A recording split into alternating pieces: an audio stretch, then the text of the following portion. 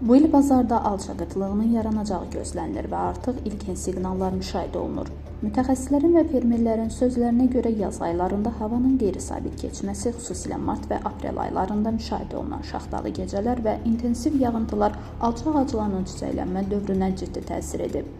Bir çox bölgələrdə çiçəklərin bir hissəsi məhv olub. Nəticədə məhsuldarlığın ötən illərlə müqayisədə xeyli aşağı olacağı proqnozlaşdırılır. Fermerlər bildirir ki, bəzi təsərrüfatlarda məhsul itkisi 30-50% civarındadır. Bu isə bazara çıxarılan alçanın həcmini azaldacaq və təklif-tələb balansında ciddi fərq yaradacaq.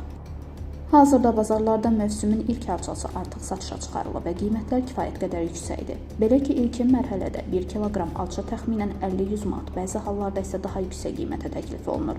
Bu da onun hələ kütləvi şəkildə yetişməməsi və əsasən idxal və ya erkən məhsul olması ilə izah edilir. Ekspertlər hesab edir ki, mövsüm irəlilədikcə qiymətlər tədricən aşağı düşəcək və may ayının sonu, iyun aylarında daha əlçatan səviyyəyə enəcək. Lakin məhsulun həqiqətən az olması təsdiqlənərsə, bu il alça həm daha az, həm də nisbətən bahalı ola bilər. Beləliklə, həm iqlim faktorları, həm də məhsuldarlığın azalması bazarda alça qıtlığı ehtimalını gücləndirir və bu da qiymətlərə birbaşa təsir göstərir.